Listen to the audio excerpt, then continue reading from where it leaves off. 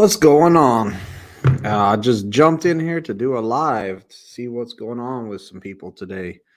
It's kind of been cool here lately. The new classes are coming in, and they're all like, "Hey, Twisted, I watch your channel. You've been a huge inspiration on me coming here to Prime, and that's freaking awesome."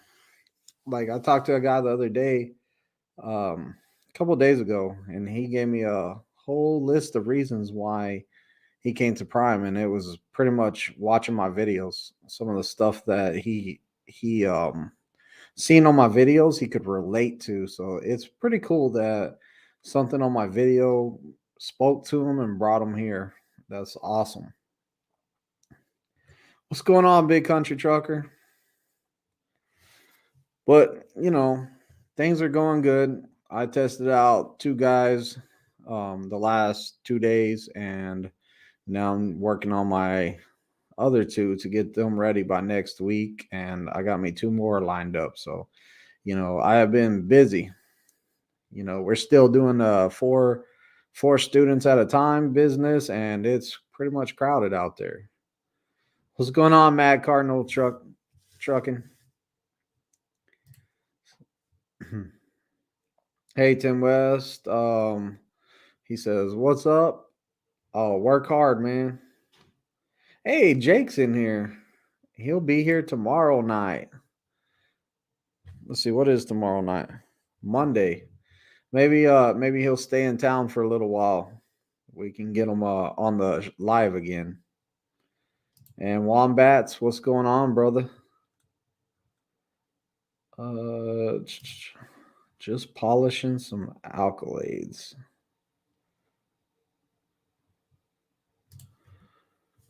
But yeah, we're training is going great this year. Like it's all business. Students are coming in super fast. We got a new examiner, Naomi. She's great. So she helped get the list cleared up, so we're not weeks out on the list anymore. That was pretty crazy how you would have somebody ready to test out. You're all like, "Hey, put them on the list to test out," and the test schedule was full for like a week, maybe longer. My son got his truck first load tomorrow or Tuesday. That's great. That is great. Yeah, I thought I seen something on his YouTube about that he was upgrading. So that's cool. That's really cool. So Matt Cardinal and his son's gonna. I think they still plan on team driving. And just for people that don't know, the team trucks will make more than the solo trucks. So if you're coming out here and you're all like, "Man, I wouldn't mind teaming," like find you a teammate. Get you a teammate. You'll make more money. The truck doesn't stop. The more the truck's moving, the more money you're going to make. In a team truck, you try not to stop at all. As soon as I finish TNT, we will team. Yeah, exactly. So the plans are still running a team truck. Team trucks make a lot of money. Like they're good. Really good. Because like I said earlier, the wheels keep on turning, you keep on making money for that truck. Solo, you're gonna have to take a 10-hour break. The wheels are not turning. It's kind of like I felt like whenever I was sleeping, I was still making money because the truck was moving. So it was great. What's going on, Jason? You coming back over the road finally?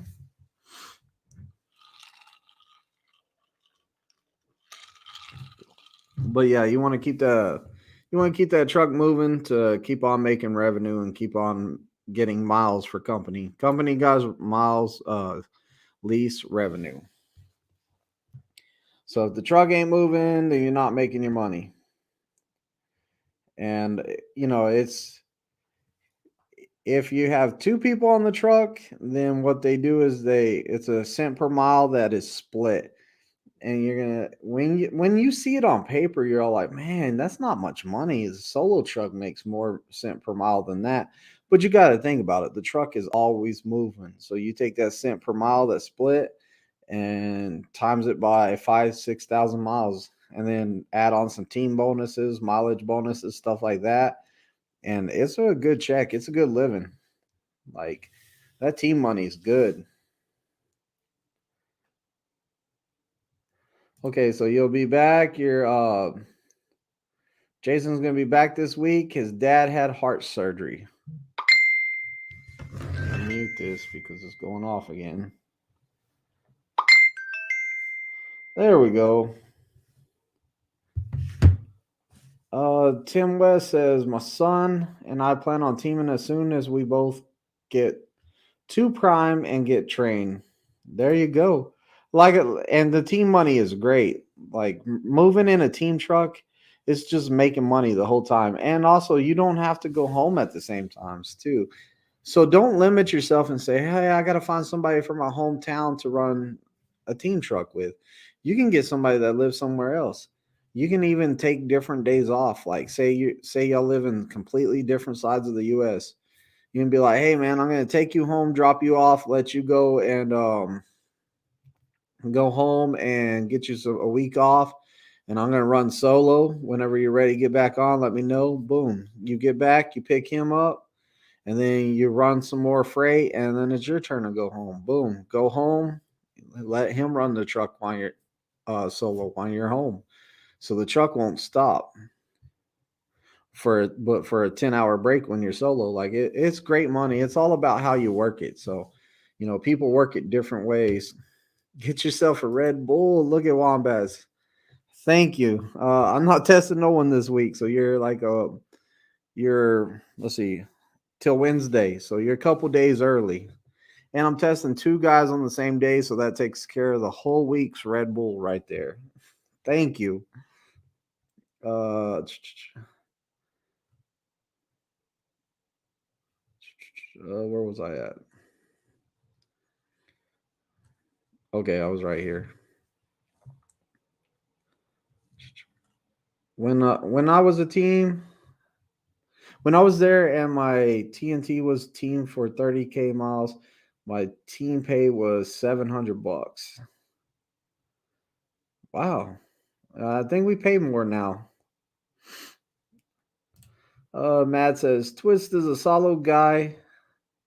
If you have any doubt, he likes Whataburger.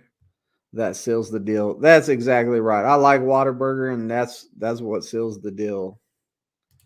Solo trucks should be making what teams make. Facts. No, it's not facts. A team truck should be paid more. Like the team truck is solo truck is good. Don't get me wrong, but the team money is way better. Way better. Trust me.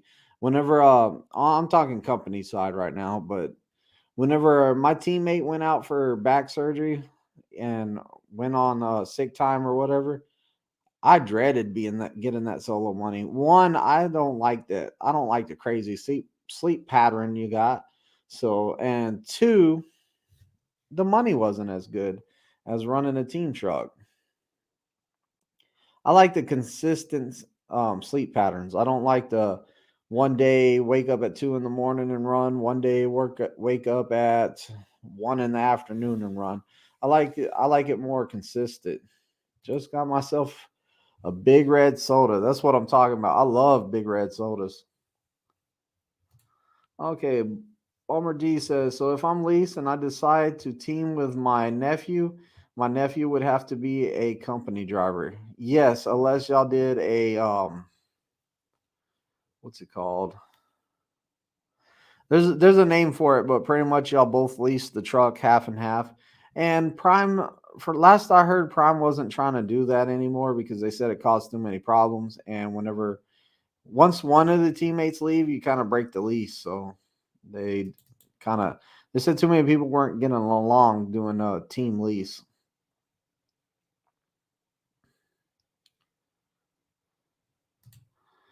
Matt said, do research. Team is way more. Yeah, teaming is way more.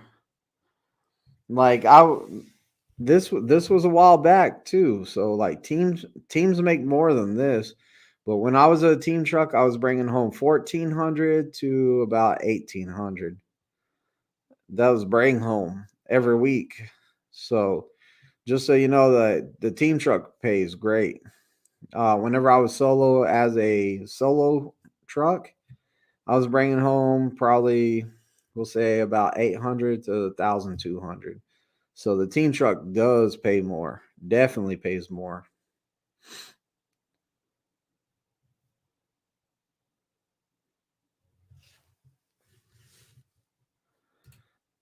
My bad. I meant to say a solo driver should be making more money. Of course, team drivers deserve more. Hey, no matter how much money they gave you, somebody would always complain that that's not enough money. So, you know, I make I always say I make great money, but it really doesn't matter how much you make because at the end of the day, you're always going to feel like you should make more money. Everybody's going to feel like it. The more money you make, the more money you're going to spend. So you're going to break even every month, anyways. So whenever I was working at the state of Texas, everybody was like, we need a raise so bad. We're starving, blah, blah, blah. And then I came trucking and I'm making what I made at the state. In the entire month, I'm making in half a week. Or maybe my first check is more than I made at the state. So, and I get 4 checks because we get paid weekly here. At the state, I got paid monthly, and in 1 week, I can make more than I made at the state. Something's wrong there.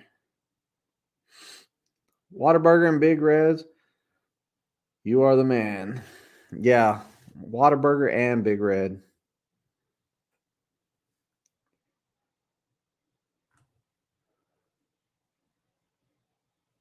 I'm talking big. I'm on a diet. Oh, you're on a diet, poor guy.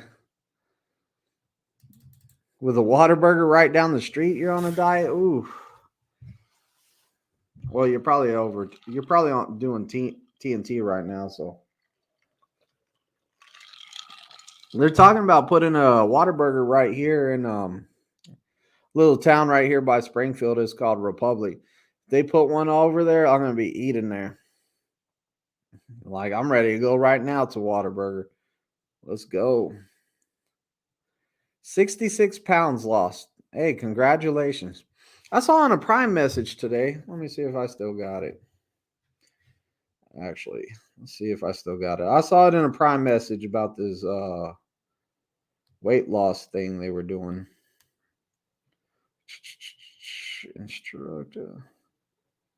Watch now, I can't find it. Says sign-ups are now for the driver health and fitness. First ever weight loss competition beginning February 1st. Sign up on the website. The program will be 15 weeks long and only require 15 minutes a day to complete. To 15 minutes a day to complete. You'll get an exercise video each day, healthy and nutrition strategies to lose weight, and accountability built in through weekly Zoom video calls, health coach calls, nutrition counseling calls with our dietitian. This will be the first program in our brand new website, which launches January the 31st. For those that have done our program before, this will be far and away the best program we have ever put together before. There are limited spots available. Go sign up now for the free program on. So, I mean, it says it's free. It's a little workout competition thing going on. So, hey, if anyone's interested, go ahead and see if you can win it. What's it give you if you win it? They gotta have some kind of prize, man. I ain't gonna do all that work for free. I wouldn't even win it. I like to eat too much, so it might be hard for me to win something like that.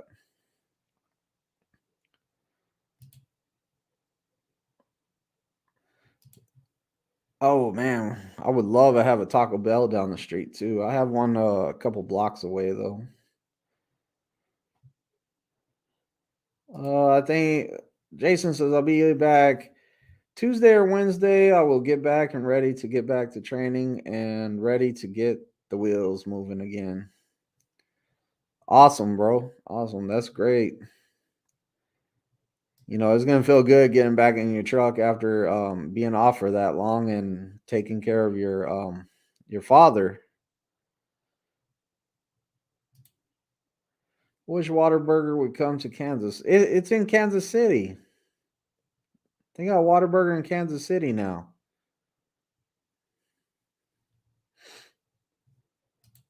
That's right, Mike B. That's what I was saying. It's strange that they chose Republic instead of Springfield. I thought it was too. Somebody wanted to open their own franchise over there in Republic. I figured it would be Nixa, really. Nixa has a lot of places to eat. Like in Ozark, we don't have as many places to eat as Nixa does. Nixa has a lot of places to eat.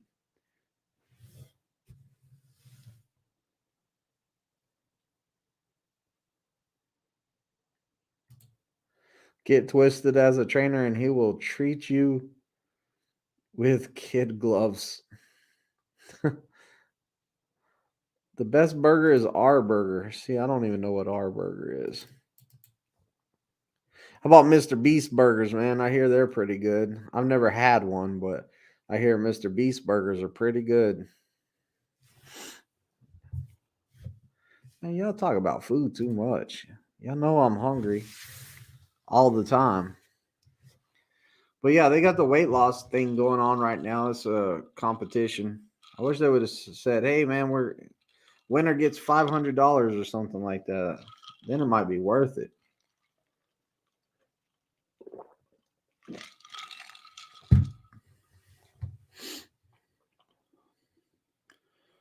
It'll be coming to a metro area. Nixa would also be our sense. What's going on, Railcar? It's been a long time. I have not seen you in here in a long time. Five Guys is a second to Whataburger. Five Guys is good too, but Five Guys is on a different category, I think, because In and Out and Whataburger are both like fast food. I think Five Guys is more kind of a dine-in like restaurant kind of type. So that's just how my opinion though. So I think Five Guys is on a different category to me. Oh, you're still recovering. Still recovering. This has been a long time.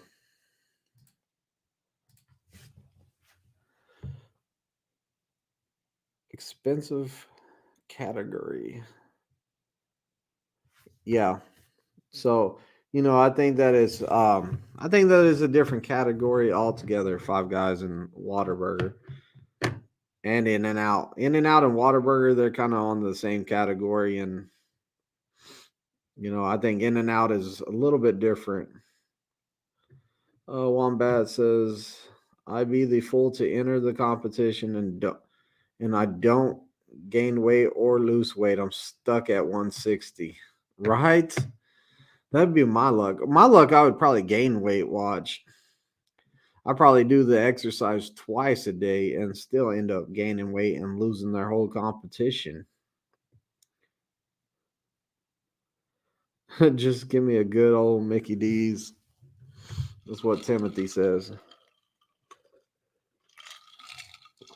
There ain't nothing wrong with McDonald's either. Nothing wrong with it. Oh, I got a load. I forgot to look at it today. Where am I going? I know when it is. I just didn't even look at the load. So probably going up to Illinois. Going to Illinois. That's where I'm going.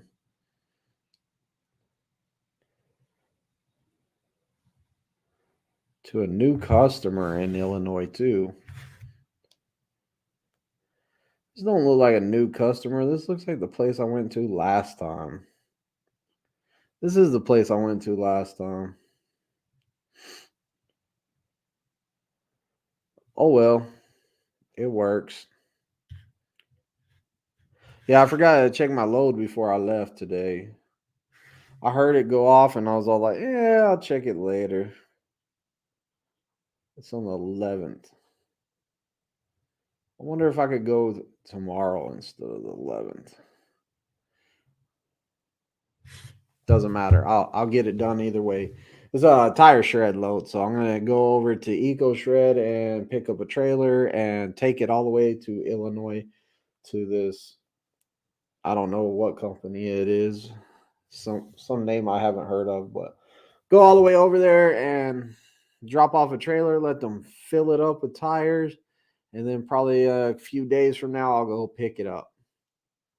So, Prime is making that rubber mulch stuff, some pretty good stuff, and if you're a Prime employee, you can get you a good discount on it too. Uh, I'm with you, Wombat. 160. It's money regardless. The average salary for a company driver. So the average pay for a company driver, because we don't make salary, unless you want the year. You want a year average? I can give you a year average between 65 and $70,000. And some you can make more than that, but I'm just saying on average. Now the average weekly, I would say is probably 800 to 1,500 now. And that's just me guessing right now, so don't quote me on that. But I'll tell you what, when if you call the recruiter, you talk to a recruiter, take the cent per mile that they tell you that they're paying, and then you're not going to be able to get an exact amount, but times it by about 2,500, because a solo driver does an average of 2,500 miles a week. And then you can think about it like this: it's going to be a little bit more than that, because you're going to get fuel bonuses and stuff like that. There's a lot of bonuses that are added into that, and then there's per diem. If you ever heard of per diem is the amount of money that they say that you should get paid for living over the road, for not being home every night. And usually, what I had noticed a lot of times is the per diem equaled about what the taxes they take out of your check is, if not a little bit more than the taxes they take out of your check. And they don't charge you tax on per diem. What's the cent per mile right now? I don't know. I really don't know off the top of my head. I would have to look it up.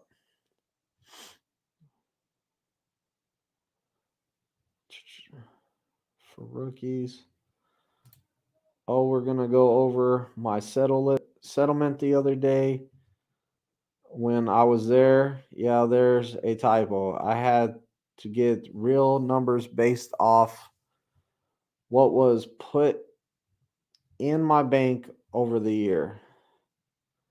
Hey, Jason, when you come to town, let's talk about it. I wanna see what was put in your bank over the year.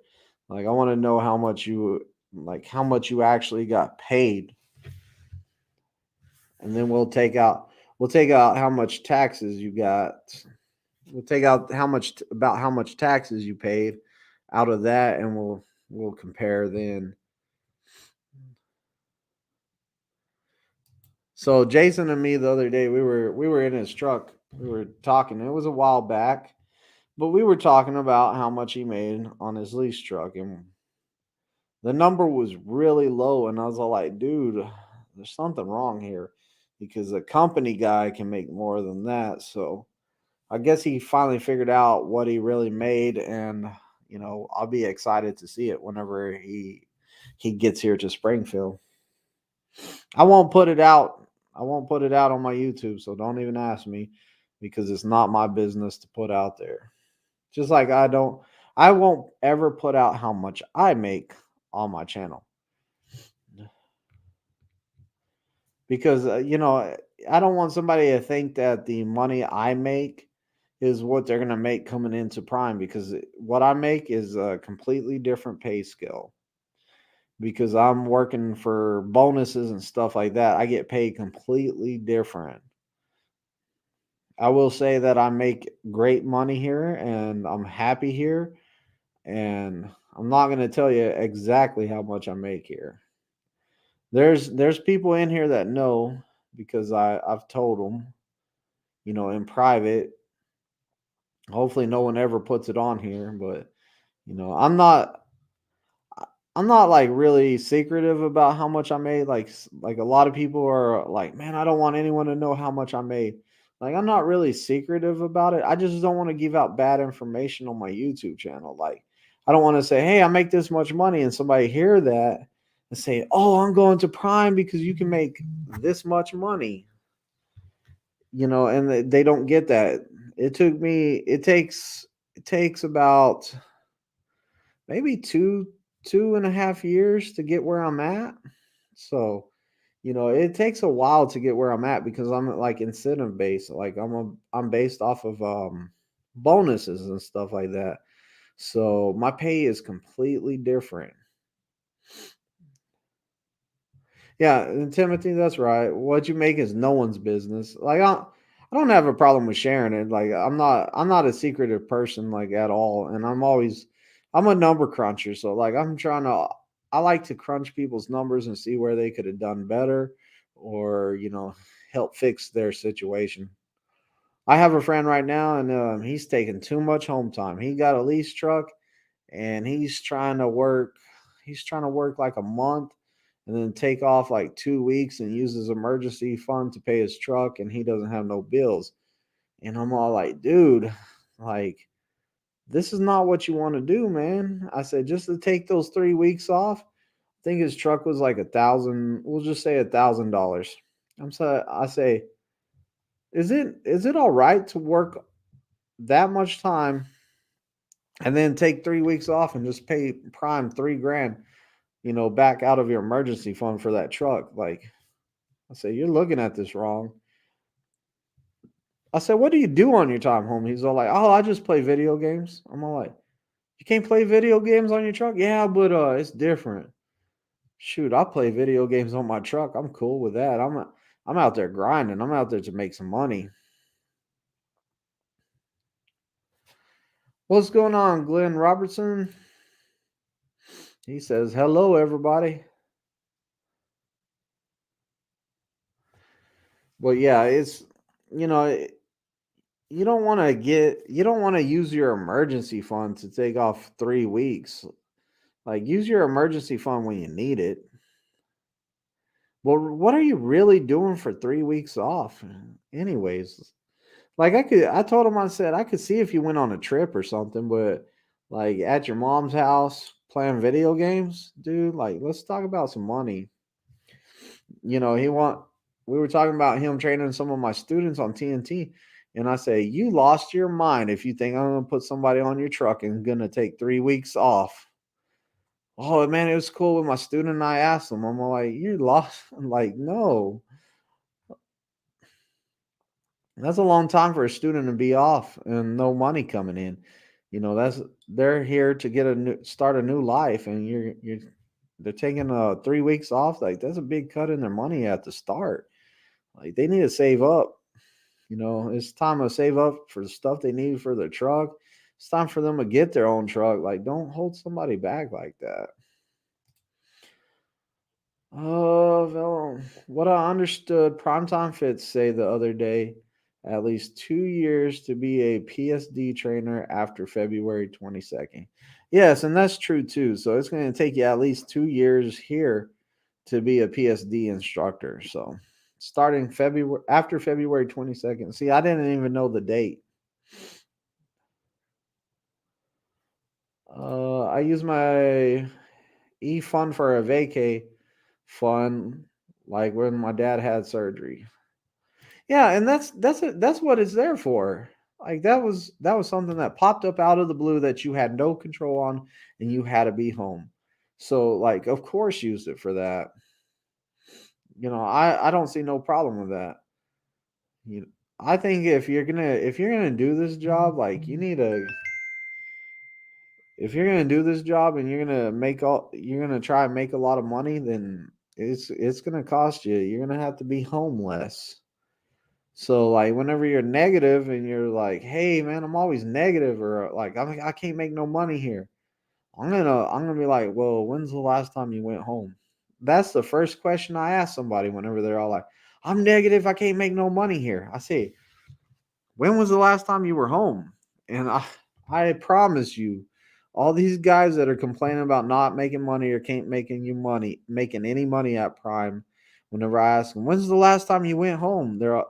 They start to hesitate. They're all like, 2 weeks ago. Right there, I'm all like, well, how long were you home for? Hit them with that next question. I took 2 weeks off. I said, you're over here crying about not making money and you took all this time off? Turn in your lease truck, bro. Turn in your lease truck. Because, a lot of people don't, whenever what's it called? When you go lease and you're becoming your own boss pretty much and you're the one that has to make yourself go to work every day. A lot of people can't handle that. They're all like, oh, I'll just take another day off. I'll take another day off. I'll take another week off. They come in the terminal and they're all like, oh man, I'm going to sit here and watch the football game in 2 nights. So they sat there for 2 nights to watch the football game.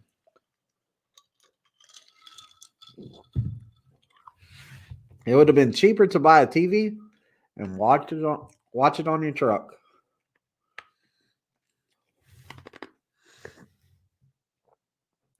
So I mean, it's good that you want some time off, and it's good to enjoy yourself every once in a while. But man, I'm telling you, if you're not making no money and you're gonna complain about it, you better tell me, hey, I worked. I took 3 days off. I worked a month straight. I worked a month and a half straight, and I still can't make money. Like I haven't heard that story yet. It's always the people that, oh man, I went home for this long. Then I went to the terminal. I spent like 3 days there, and then I left the terminal, went on one load, and my truck had an issue. I had to go right back to the terminal. It had to go to the shop. Then I got stuck there. I mean, I hear it all the time. Hear it all the time.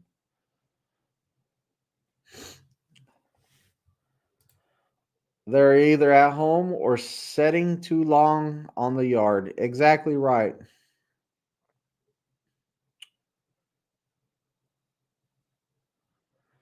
Jason Bailey says, I decided and I'm going to buy a lease truck. Wish me luck. Hey, man, good luck. Good luck buying a truck. Especially right now. How does time off work with a company driver? Time off works like this. For every week you work, you get 1 day off. So you work 4 weeks, 4 days off. You can take 4 days off. And they want you, like the company is going to tell you, hey, we don't want you taking off more than 4 days. Really, if you and your fleet manager are good, you can take off longer than that, and it's not going to be an issue.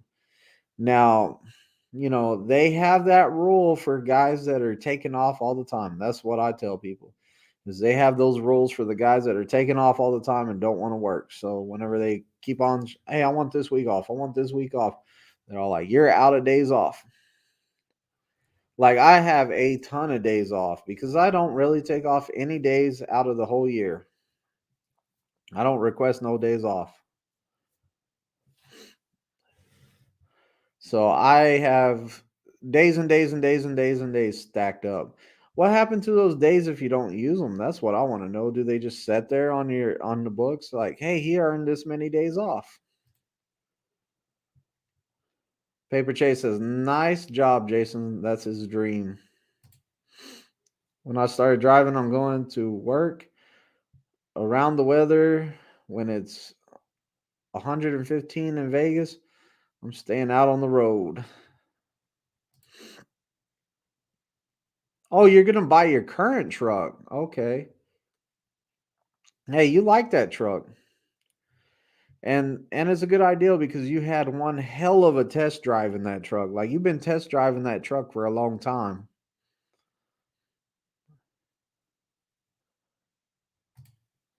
Many people have having made 500 to 700 a week, so they tend to take more time off. Yeah, and that's right too. I see that too. As people came here and now they're making more money, so they're all like, "Oh, I can pay all my bills after I make $1,000 a month. Like I got all these extra checks. Man, I'm taking a week off every month." And that's true. I see that. But the thing is, man, like we're doing this job, let's do it. Let's do it. Like we want to drive the truck, let's make that money. Uh Jason says his truck is reliable, fuel is efficient. Why not? You might not want to train in it no more if you're buying it, though. You want to make it last. You don't want to put a bunch of miles on it. You keep on doing the TNTs, the miles are going to run up on that truck. If I was buying a truck, I wouldn't want to put a lot of miles on it. But you don't have to worry about that because I'm not buying a truck ever because, you buy a truck. My thing with buying a truck is you buy the truck and then you run it and it gets closer and closer to its death. You pay it off and it's probably halfway dead. You're going to have to get an overhaul. You're going to have to do a lot of stuff. That's my problem with it. If I was going to buy a truck, I would put somebody else in it. And I think I would like to, if I was going to buy a truck, I would try to buy 6 of them at a time. Like buy 6 of them. Boom, put people in them, run freight. And then I wouldn't even work no more probably. I'd just use those trucks to add another one, add another one, add another one. Hopefully someday I could be like Wilson or whatever with all their trucks. No, it'll be outright. Payment should be cheaper each week, so I make a bit more money, I think. Okay. Paper Chase Trucker says, in general, do the TNT trainers share the fridge? Most of the time, they share it. Most of the time. I have heard rare occasions where the TNT trainers are like, hey, you're not using none of my stuff. It's a good question, but most of the time your TNT trainer is going to let you use part of the refrigerator. Now, plugs and stuff like that, that's another story. But yeah, for the most part, they'll let you use the refrigerator. I think that they're pretty good with that.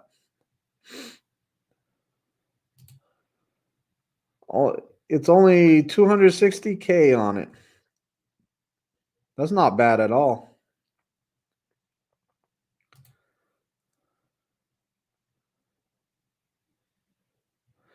Good evening, Mr. Big D. I would like to know, let's say your GPS is not working properly. What do you think of Atlas map? The Atlas is great. Like make sure that but the thing is make sure that you buy a new one every year because they expire. So make sure you buy a new one every year. You can use an Atlas, you can use a map. I don't really suggest using Google. But also, if your GPS stops working, like your Qualcomm or whichever one you're using, also you got to do good trip planning so you can plan your route. So if it does go out, you still know where you're going. That's what Jacob taught me, my trainer, is he taught me how to trip plan it. He taught me how to start at the place I was going and work my way back to where I'm at. And then he taught me to work from where I was at all the way to the place, following the macro 19, which is at prime. That's your directions to the place. So he taught me how to go back and forth. It's a lot easier to work on the macro 19 backwards because you can start at the shipper that you're at and start working those roads backwards and see where you need to go. Also, if you learn it backwards and then frontwards, you really know where you're going. The way I see a lease, the company lets you pay on it, then they lease it to someone else. It's cheap for the company. Yeah, and they want lease drivers. They really do. Like these mega carriers, even Prime, they want you to lease because guess what? They don't have to worry about that truck payment. They don't have to worry about fuel on that. They don't have to worry about a lot of stuff. So you going lease is them not having as much responsibility. So think about that. They want you to go lease Coming to Prime with my CDL, no experience. I know I need to do TNT, but I will have to do PSD and pad training, pre-trip, etc. What would my training look like? Any contract to sign? Yeah, JC, you're gonna have to do the PSD part like everybody else. There's two ways you can do it. If you're real good at backing and you can back like into spots, then you can back into some spots for your little eval that they give you. If you're not good at it, then you're going to be taught on the pad and you're going to have to do 3 maneuvers that you're going to be able to pick. So everyone has to do straight line back, everyone has to do offset. The third one's going to be a parallel left, parallel right, or an alley dog, whichever one. And somebody will teach you how to do that. And it's a little eval. They'll take you on a little drive. It's a different drive than the normal CDL test. Um, I have no idea where it goes. Jerry Garcia does because he was my CDL guy that went on it. And then after that, after all that, oh yeah, also you're gonna have to do the engine compartment and the in cab of the pre-trip. And then after that, you're pretty much they do that eval, and then you pretty much go to TNT. So it's not as bad if you have no experience. It's way less stressful than the CDL test. A lot of people stress out that CDL test. And my CDL holders, sometimes they like to stress out the they like to stress out that eval like it's the real test. I'm all like, dude, you already took the test and got a CDL. They can't eval you and take your CDL away. Like, just chill out. Don't worry about it. Oh yeah, and yeah, lease purchase has been suspended. Good evening. What's going on, Sergeant Barcode? Jason Bailey. Jerry Garcia, the Grateful Dead guitarist? No, different Jerry Garcia.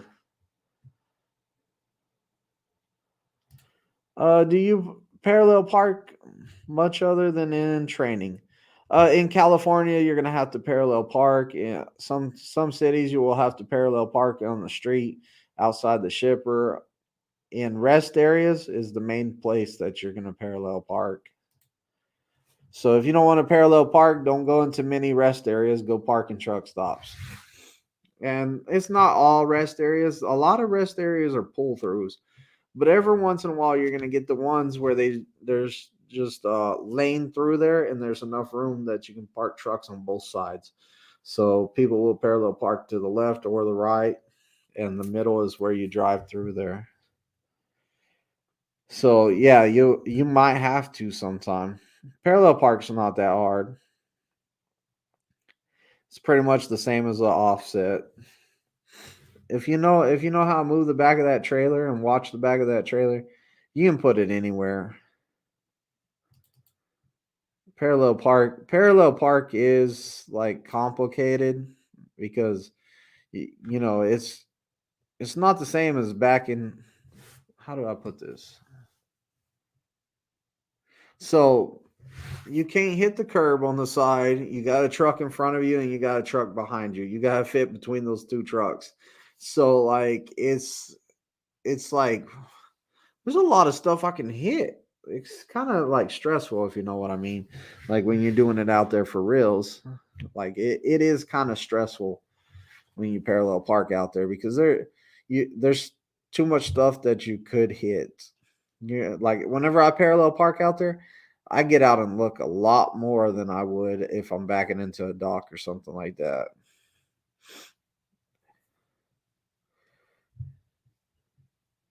But yeah, parallel park is not as bad as people make it out to be, but it is different. It's different.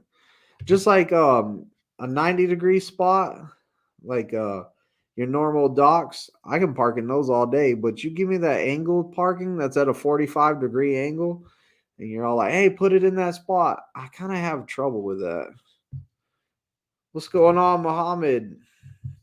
But sometimes I have problems with those 45-degree spots. Like they're kind of they're a pain. They can be a pain for me. Just something in my mind just says, hey man, this is a different type of spot, and it's a different kind of spot. It's a different angle. Something's different about it, and I have a harder time for it. Just like my first student ever, he could 90-degree alley dock, like 90-degree. Everything he did was a 90-degree angle. So, you know, we make it a lot easier by doing a good setup at the spot. So the back of the trailer is already aimed to it. You've got a good angle just to work it in there. Well, he's way better at doing like a 90-degree angle, whereas the back of the trailer is not aimed at the spot anyway. It's perpendicular to the spot, and he can back it in there every time without it, like really without pulling up at all. So some people are wired that way. Like I noticed in my training that some people you can teach certain stuff to, and some people you can't. Like some people have their own way to do it, and it works out for them.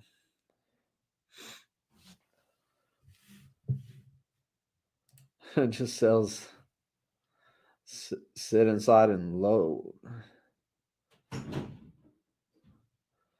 All right, Curtis says, when the new rules go into effect in February, will the Prime program still be an option for the mandatory trucking school that is going to be required?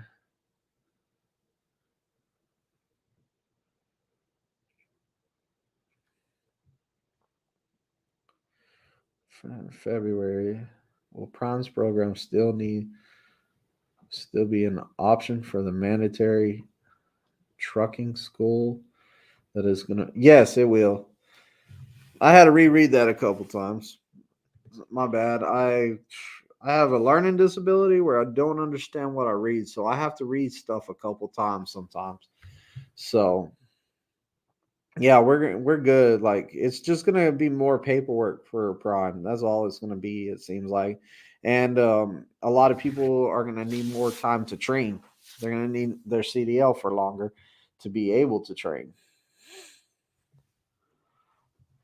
Matt Cardinal Trucking says Google Maps is the only good for the city to city most part.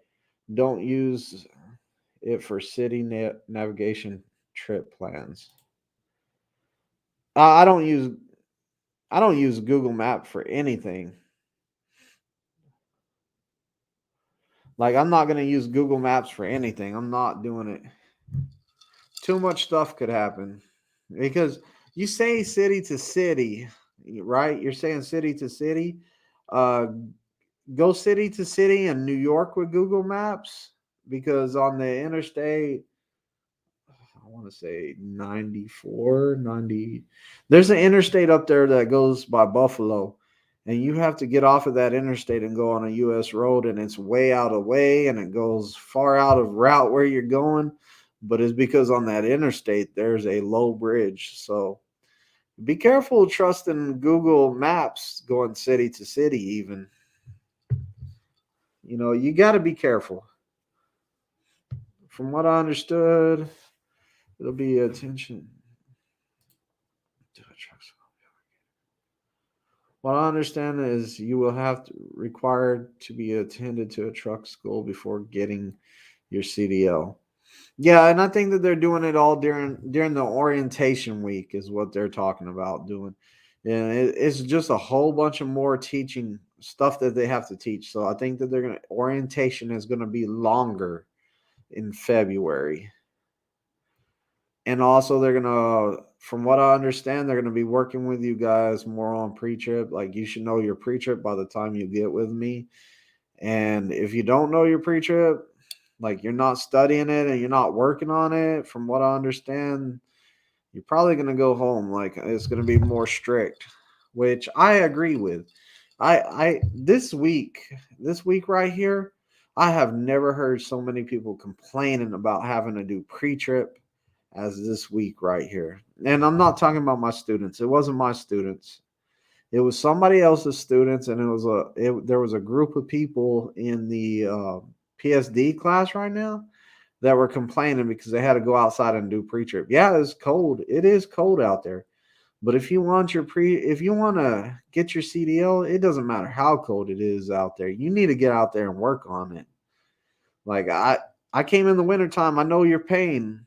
I have to stand on the pad in the freezing cold. The only warm spot I found today, whenever my guys were backing, was directly in front of the truck. Like I had to walk in front of the truck as they were backing up just to stay warm on the pad.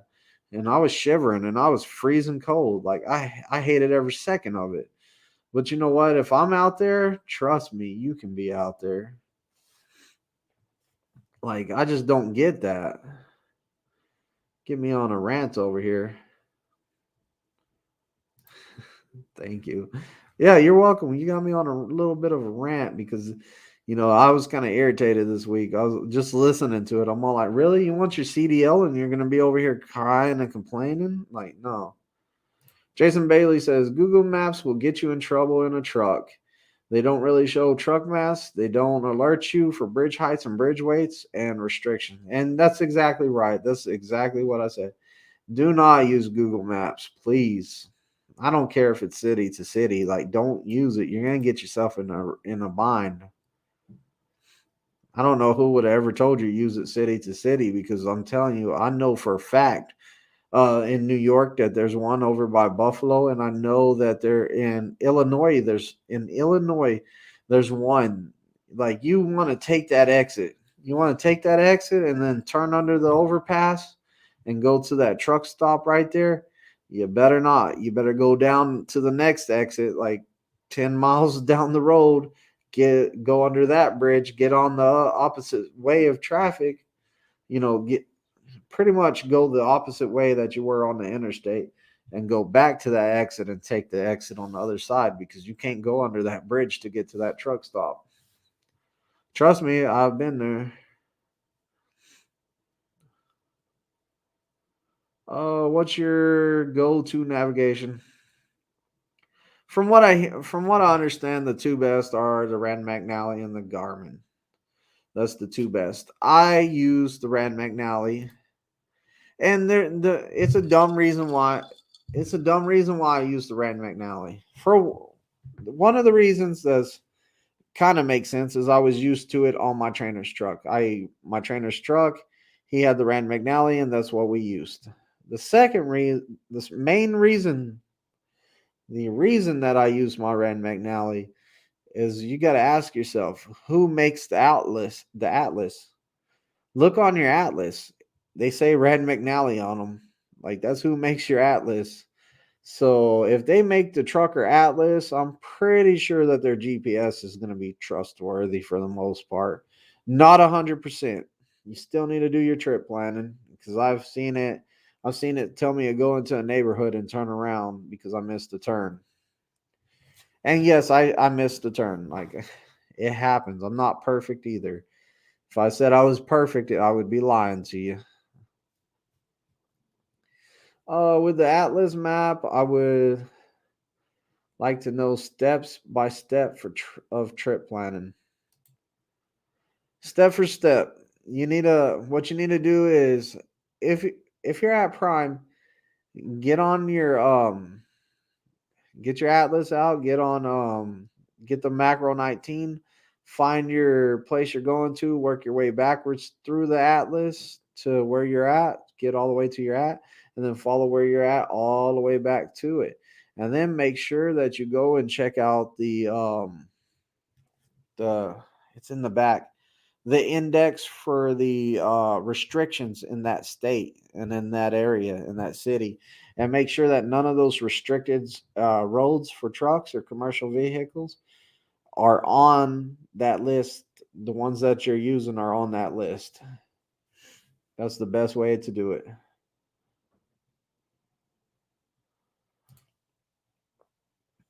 Pre-trip saves time and money and safety. I like to get the heads up. Yeah, you have to do pre-trip. It's important. Never mind. You don't understand my point. I can understand what you're saying. You're saying, hey, interstate to interstate, but I'm telling you that there's low bridges on interstates. I'm swear I've been there. Or weight restrictions on bridges and stuff like that on interstates.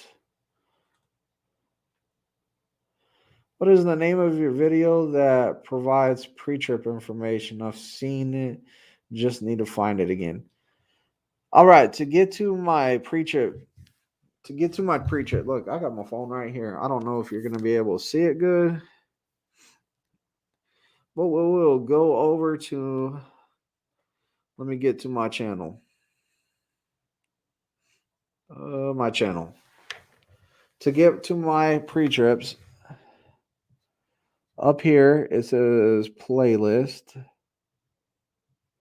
I click on it? And then from there, you go down to the playlist that says Prime Inc. Pre-trips, and you click that, and boom, there they are, the pre-trips. So what pre-trips do I have? I have the tips and tricks for pre-trip. I have the engine compartment. I have the driver's side fuel area. I have the trailer inspection. I have the coupling area. I have the light inspection. The engine compartment on a Peterbilt. I have what happens if you fail your air brakes and you need to restart. So that's a good one for people that don't know that you can restart your air brake test. That's going to be a good one for you. And how to find a voltmeter on the new Freightliner. That's on there. And build your air pressure faster in the Freightliner. The safest way to build your air pressure. So there's a lot of good pre-trip stuff in there, not only just the pre-trip actual videos.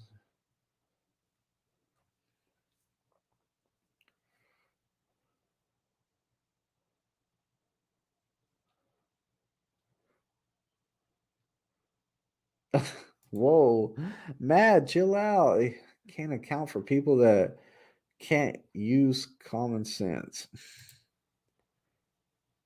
But yeah, it's under my playlist, so there's a lot of great videos on, like, there's a lot of good pre-trip stuff.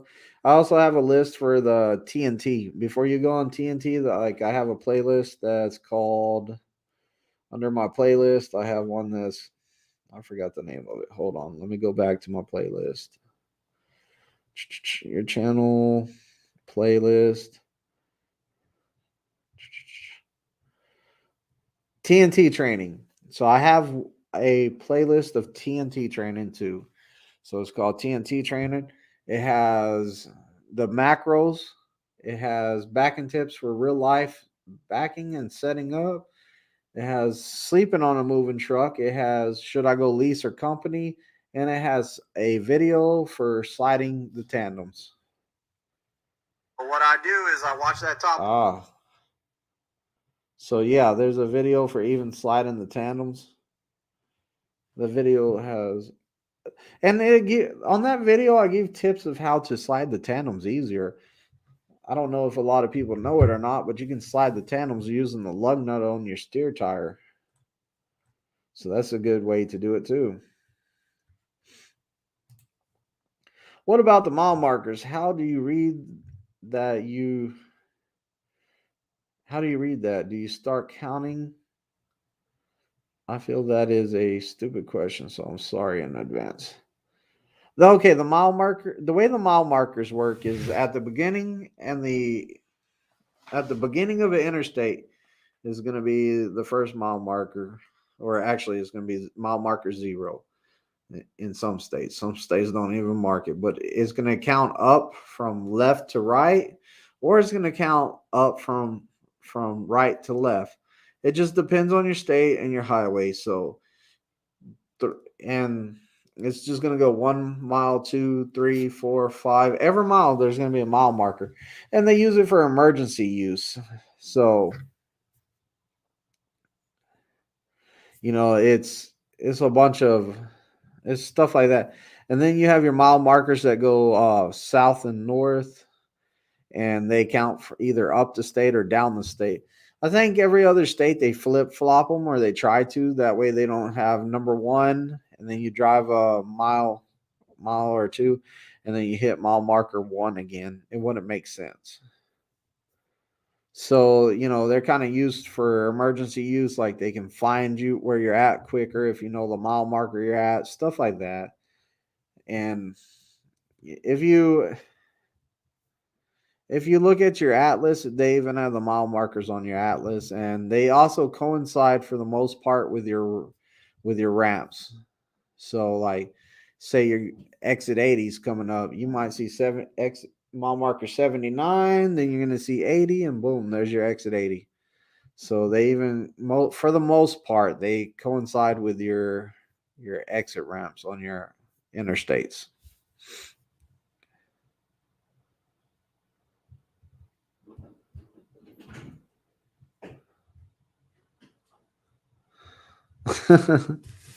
All right, Matt. It's all good, man.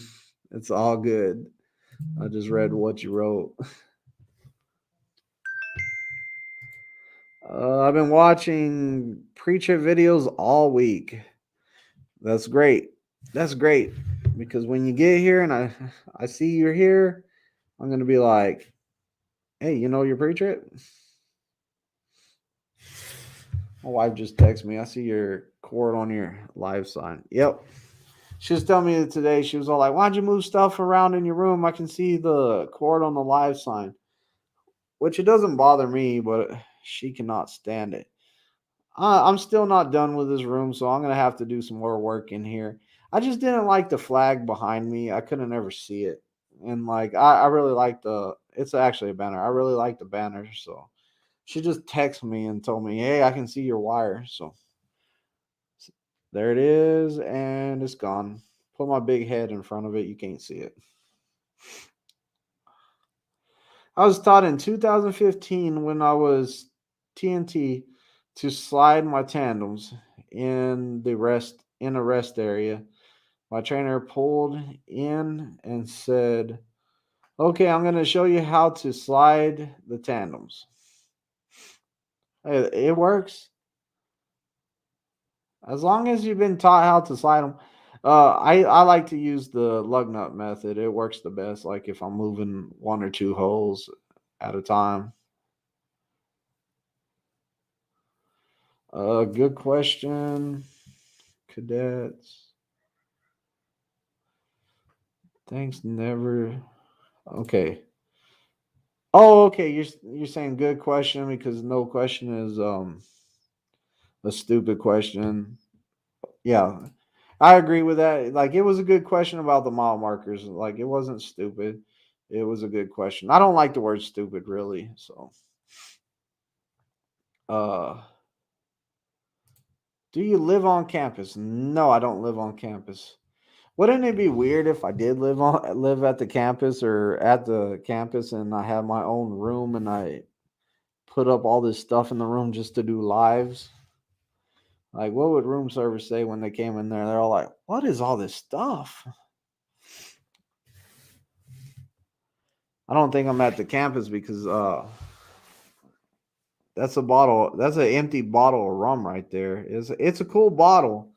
But if I was at the campus, I would get fired for having an empty bottle of rum in my room. Well, I don't know if I would get fired, but they would think that I was in there drinking.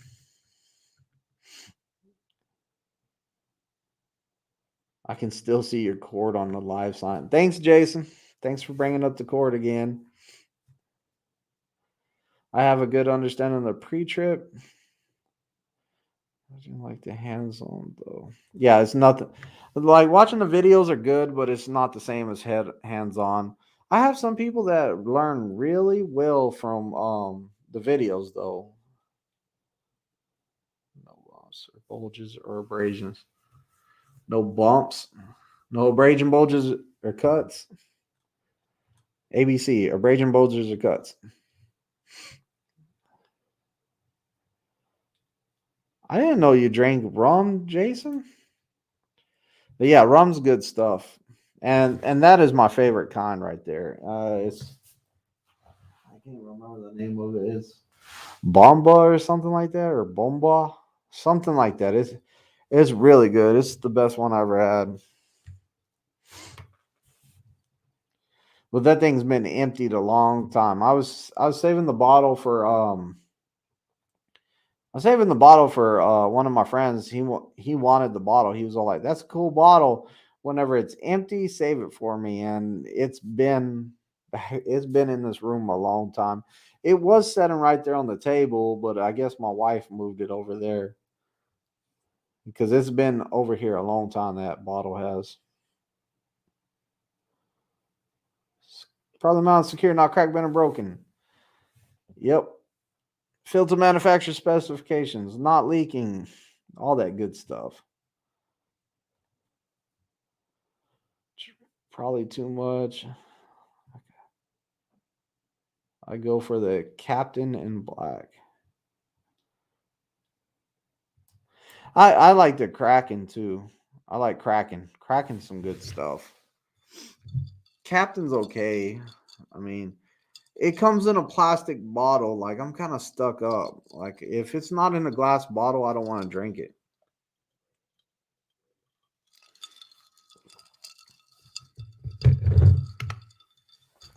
Whenever I won the instructor of the year, um, my buddy Tim Taylor, he bought me a bottle of Casamigos tequila, and he bought me this bottle, and I decided that after I finished the bottle, I was gonna make a cup out of it. So it's kind of a cool cup. Everyone thinks it's frosted, but it's like it's kind of like a felt on it. But it's one of my favorite cups. Like, you see me drinking out of it all the time. It has like a felt on it, which is pretty cool. But he bought me that bottle. And the stuff was great. Like, it was a great bottle. The tequila was really good. And Casamigos.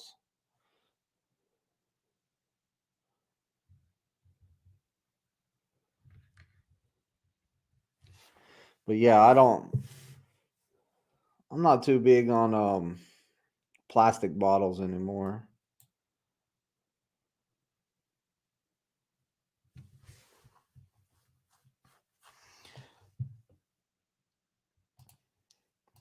It's probably too much. But yeah, that bottle's been in here a while. It's for my buddy. I'm gonna get it to him someday next whenever he comes over next. And then tomorrow is gonna be a little bit warmer than it's been because the last few days it's been freezing cold out there. So at least tomorrow it's warming up some, and Tuesday is gonna be warmer. And I think we're staying pretty warm for a while. So if y'all are coming right now, like it's been a little bit warmer. February is the worst month. So, like, I think the worst month of winter is February. So I'm ready for February. It's gonna be horrible.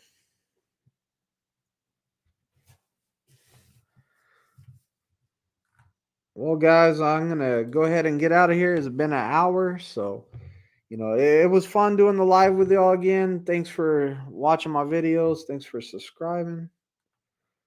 One more thing. Thank you. I wanted to also know railroad tracks.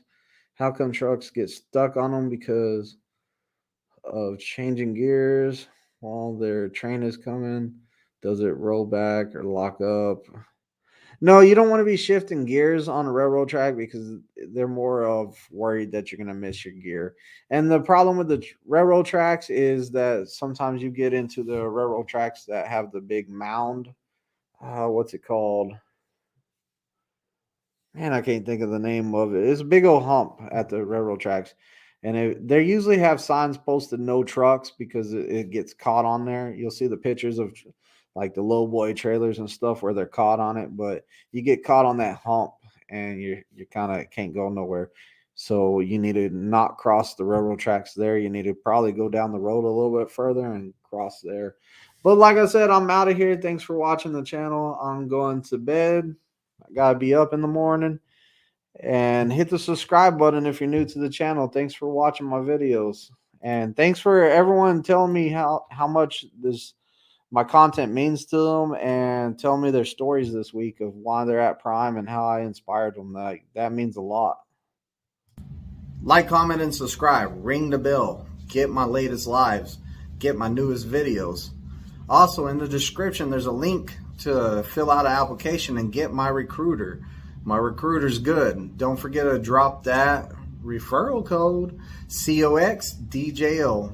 Also, my phone number is 417-894-8098.